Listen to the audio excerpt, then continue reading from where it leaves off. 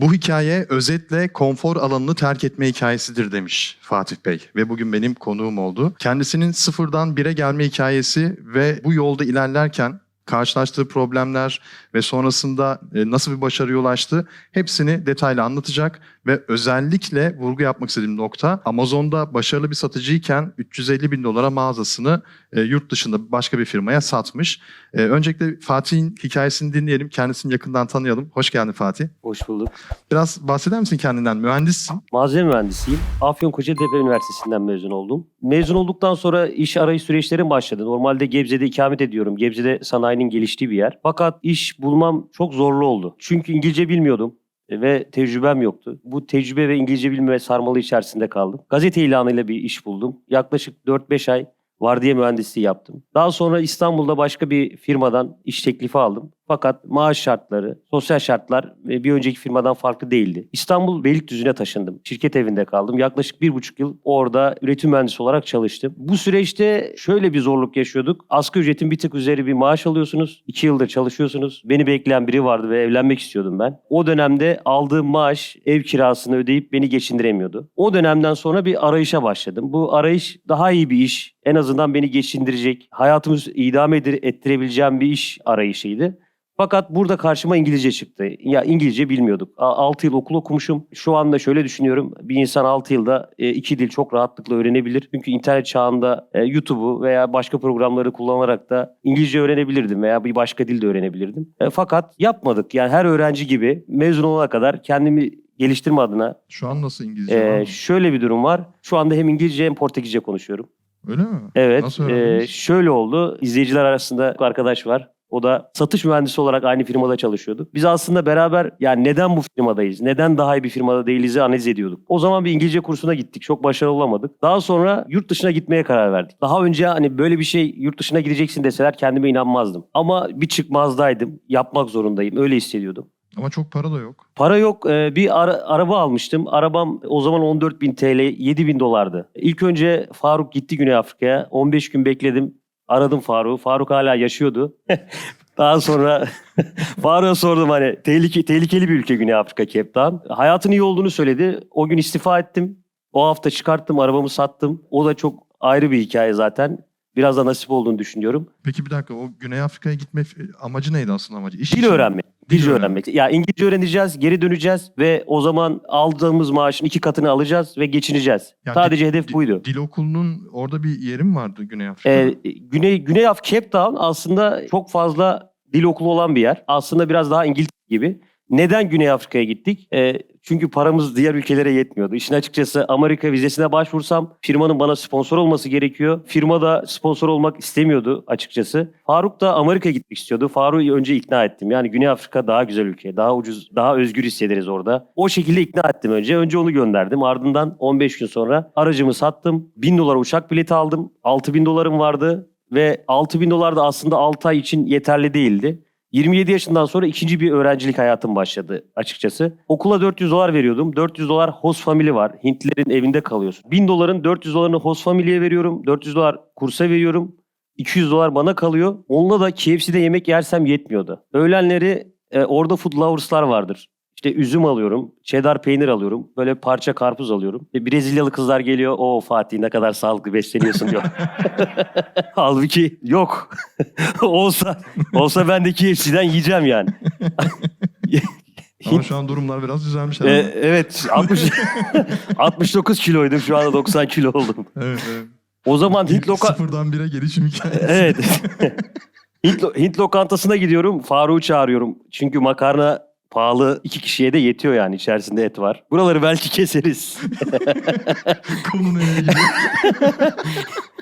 5,5-6 ay kaldıktan sonra tabii ki para bitti. O dönemde orada Türk popülasyonu da var. Yine Afrika'nın başka ülkelerinde olan girişimciler var. Onlardan birinden iş teklifi aldım. İşte şu şekilde düşün, ben Türkiye'ye gideyim, iyi bir iş bulursam tekrar Afrika'ya dönmem. Geldim Türkiye'ye, 1 ay, 1,5 ay birkaç iş görüşmesi yaptım. İş görüşmeleri aslında şöyle çok olumlu geçti. Şöyle dediler, ya biz sizi işe alırız ama siz yurt dışına gitmişsiniz. Ya burada da fazla durmazsınız. Yani biz bizimle uzun çalışacak kişi arıyoruz. Belli ki siz bir arayış içerisindesiniz ve bizim firmamıza uygun değilsiniz diye yine işe alınmadım yani. Ama bu sefer tabii mutlu oluyorsunuz. Çünkü en azından karşınızdaki kişi sizi ciddiye alıyor. Bir şeyi başardığınızı hissediyorsunuz. Birkaç iş görüşmesinden sonra ben tekrar Afrika'ya dönmeye karar verdim. Bu sefer farklı bir ülke. Angola, Luanda. Belki hiç duymamışsınızdır.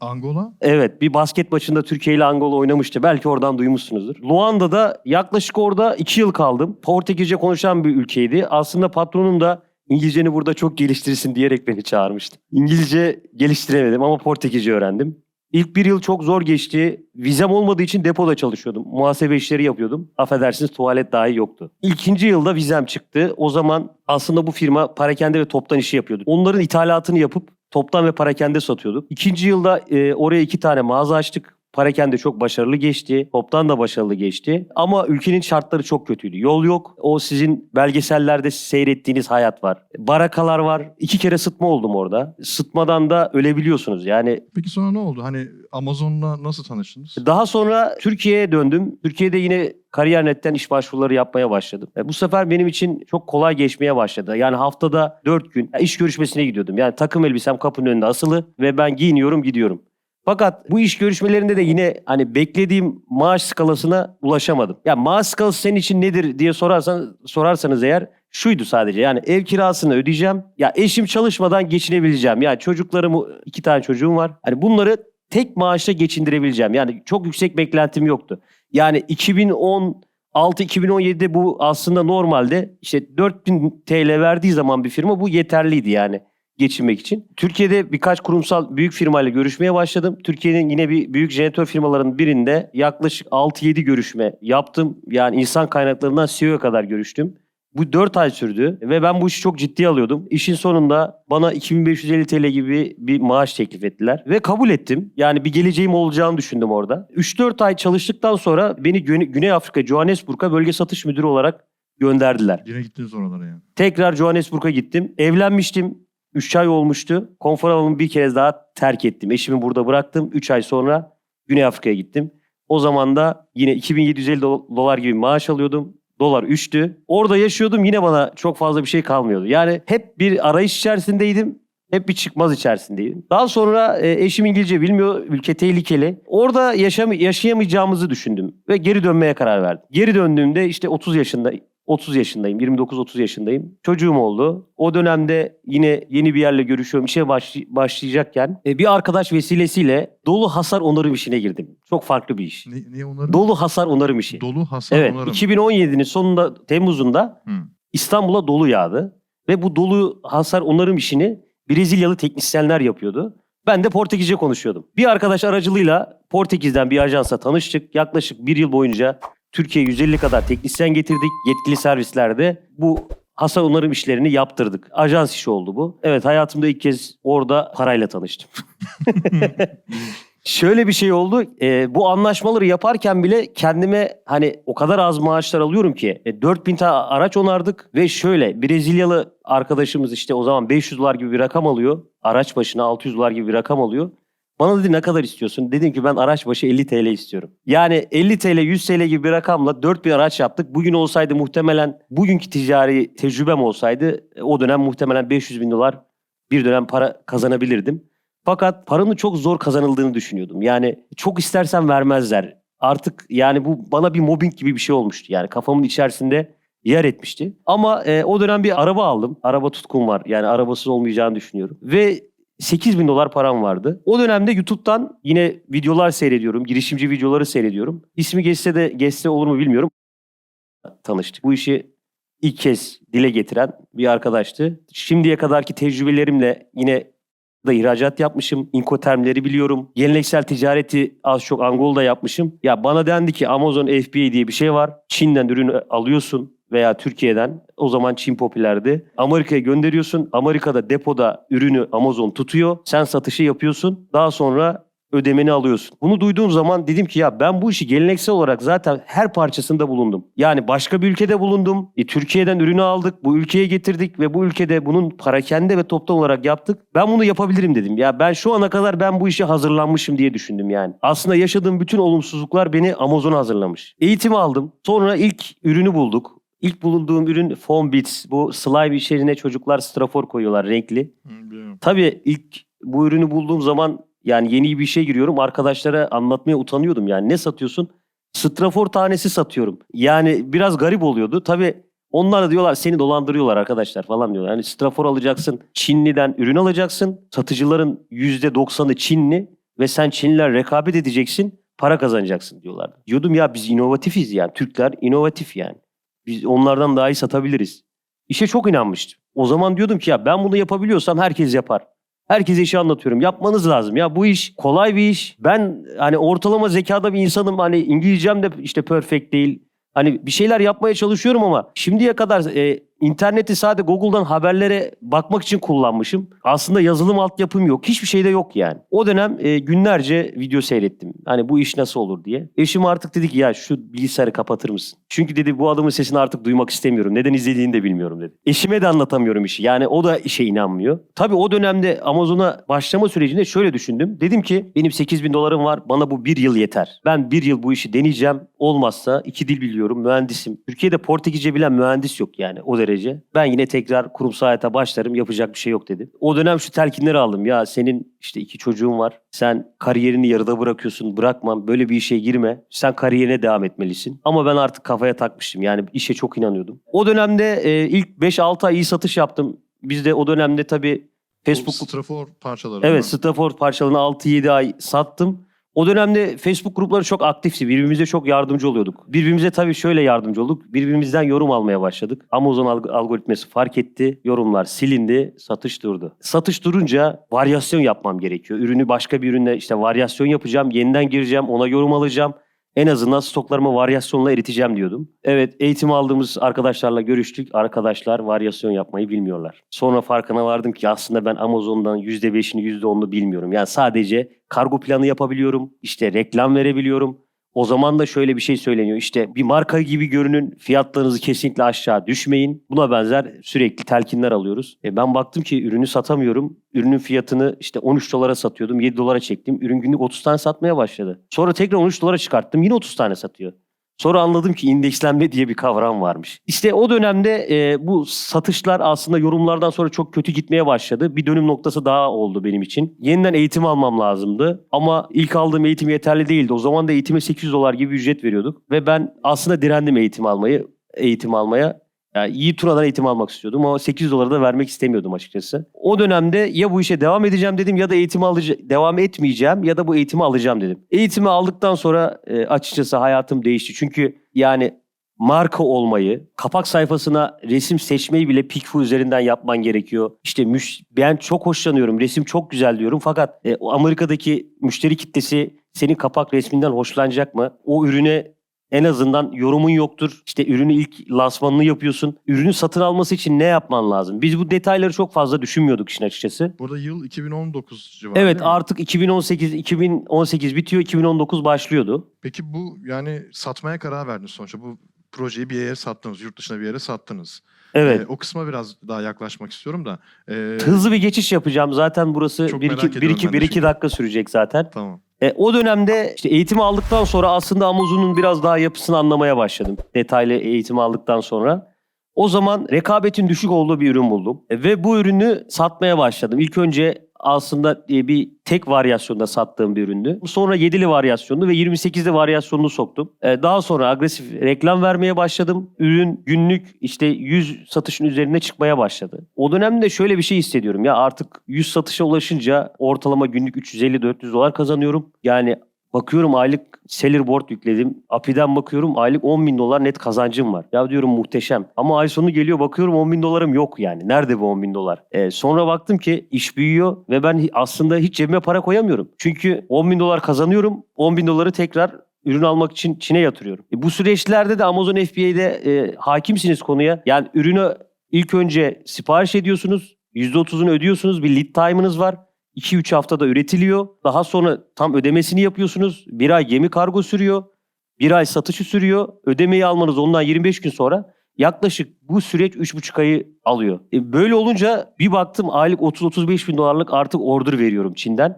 Ama cebimde hiç para yok. Parayı hiç realize edemedim. Süreç böyle ilerlerken pandemi dönemi girdi. Pandemi dönemi de yine Çin'de bir kapanma oldu. Daha sonra transport süreleri Amerika'daki liman problemlerinden dolayı 2 aya çıktı. Ve o dönemde aslında ben de biraz acaba bu işi Hani nasıl yapacağım? Ya bir yatırım alacağım ya da yani bir çözüm arıyordum. O dönem yine networklerimden bana şu ana kadar yani mentörlük etmiş, çok yardımcı olan Yaşar Tavşancı markayı satma fikrini verdi. Yani bu markayı dedi satabilirsin. Nereden satabiliriz diye araştırmaya başladım. Sonra baktım ki bazı rüyalar ancak Amerika'da gerçekleşiyor. Yani Türkiye'de bir firma kurup belli bir ciroya da gelseniz, sizin bilançoyu da gösterseniz kimse 2 hafta içerisinde sizin markanıza talip olmaz. Bu ancak Amerika'da olur. Bunu nasıl keşfettim? Orada 3-4 tane broker firmaları var. Aynı bizdeki sahibinden.com gibi. Orada firmanızı satmak istiyorsunuz. Firmanıza bir API yüklüyorlar. Yıllık bilançoya bakıyorlar.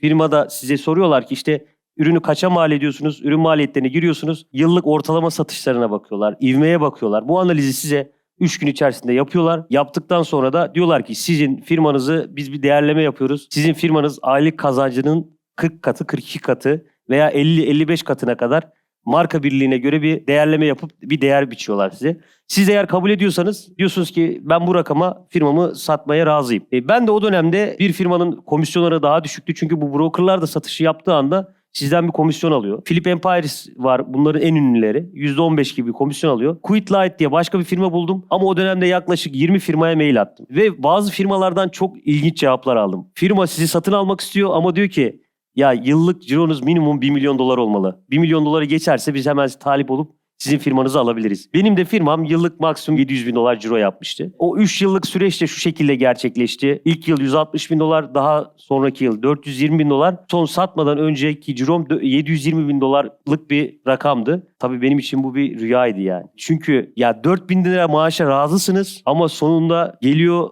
bir firma kuruyorsunuz. Cebinizde sadece 8 bin dolarınız var ve bu 8 bin dolar aslında bütün paranız sizin. Yani 8 bin doların 800 dolarıyla işe başlamışız. Yani onda biriyle işe başlamışım.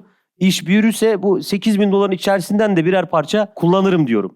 Ki öyle bir an geldi ki 8 bin doların hepsini kullandım. Hiçbir param kalmadı. Daha sonra işte Amazon'dan para beklemeye başladım ve onu tekrar işe yatırdım. O şekilde devam eden bir süreç oldu. O kısmı toparlayayım tekrar. 10-15 tane firmaya mail atıyorum.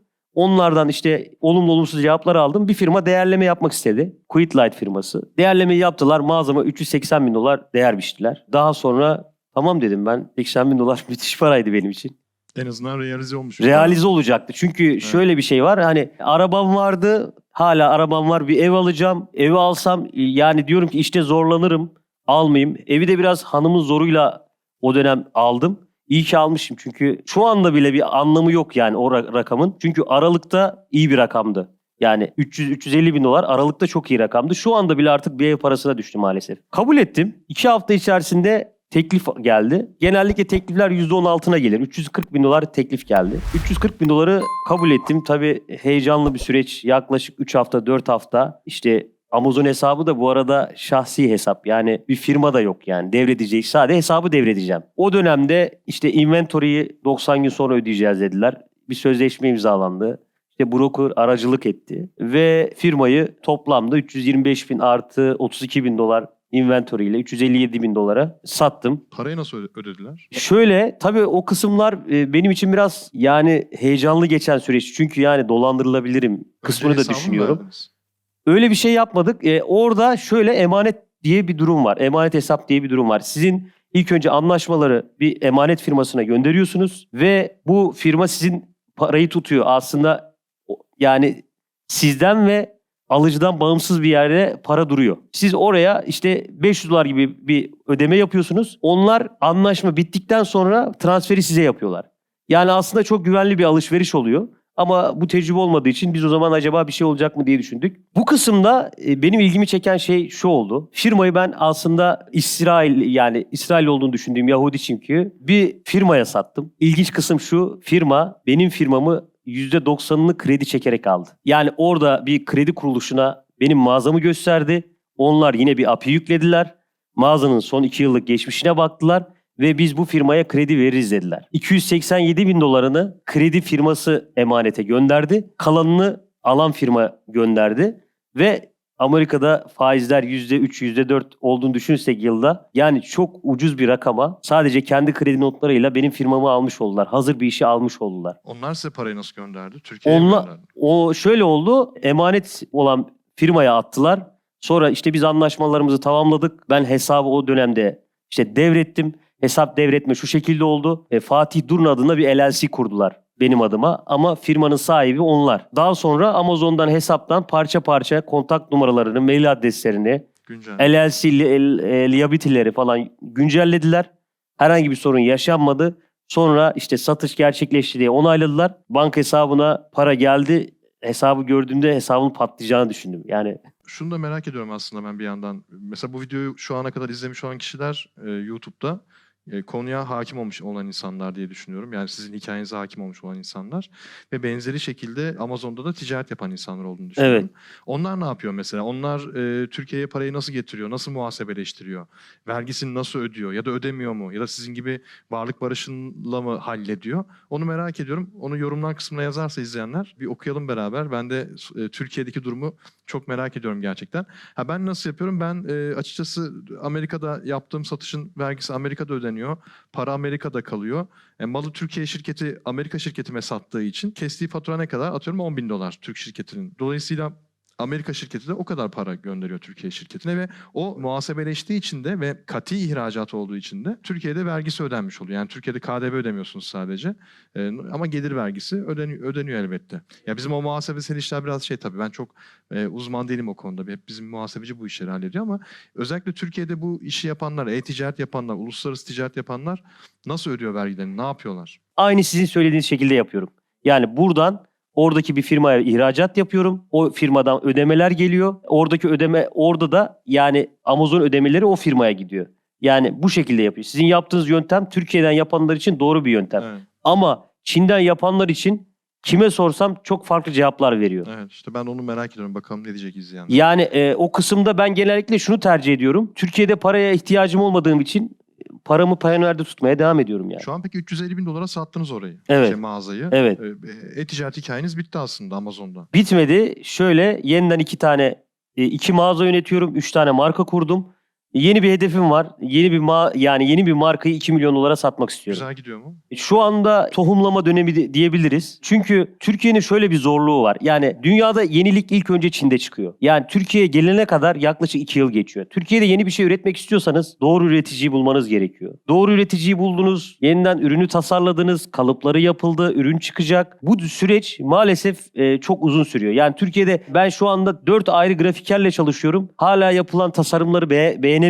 Veya doğru ücrete doğru tasarım yaptıramıyorum. Üretimde yine doğru rakama doğru üretim yaptıramıyorum. Şu anda bir ürün yaptırıyorum. Metal kalıbını yaptırdım, sorun yaşamadım. Ya ürünü boyattıracağım, toz boya yaptıracağım. Bir yerden 1 lira 25 kuruş fiyat alıyorum. Başka bir yerden 5 lira fiyat alıyorum. Yani birbiriyle çok farklı fiyatlar, çok farklı kalite. Ben yaklaşık 4 aydır Türkiye'de üretimle boğuşuyorum. Ya Çin'den böyle bir durum yoktu. Ya Alibaba'dan baktın, işte fiyatı gördün, Çinli kontağım var. İşte lokalden fiyat araştırması yapıyorum çünkü orada da Alibaba'dan ürün aldığınız zaman kesinlikle fiyatını almıyorsunuz. Yani %40 pahalı alıyorsunuz Alibaba'dan. Yani ürünü lokalde daha ucuza bulabiliyorsunuz. İşte plastik nerede üretiliyor? Yivu'da üretiliyor. Sizin Yivu'dan, lokalden bulmanız lazım yani. O üretici kimdir bulmanız lazım.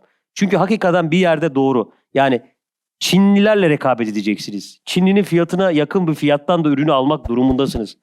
Karlı bir operasyon yapacaksanız eğer. Bu arada mağazamın ürünümün karlılık oranı da minimum %130'la %200 arasındaydı.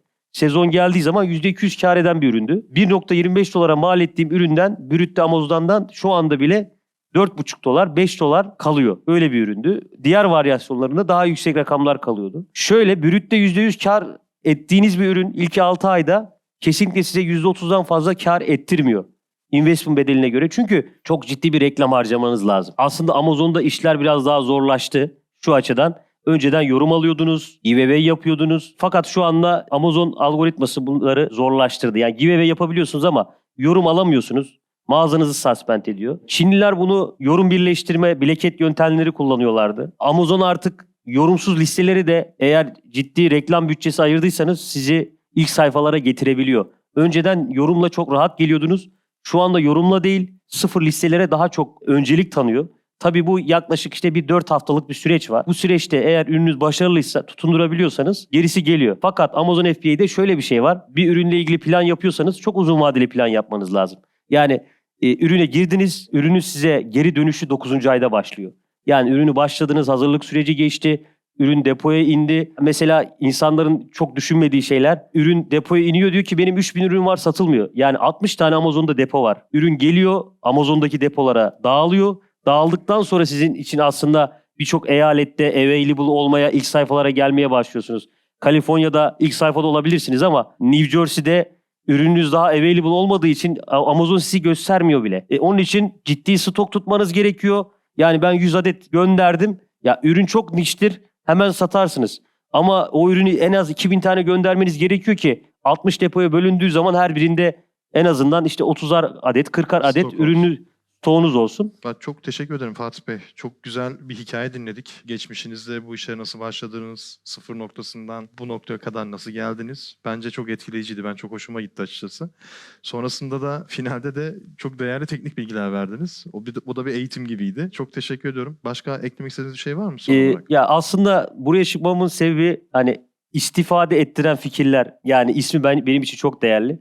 Ben şu şekilde görüyorum. Zor zamanlardan geçtim ve hakikaten gerekli zamanı ayıran bir işe bu işi yapar. Yani ben sadece onunla ilgili olduğunu istiyorum. Yani konfor alanınızı terk edin, işe gerekli vakti ayırın. Yani son zamanlarda tabii ki eviniz oluyor, arabanız değişiyor, hayatınızda değişiklikler olunca insanlar soruyor hani ne yapıyorsun sen? İşte Amazon yapıyorum, biz de yapalım.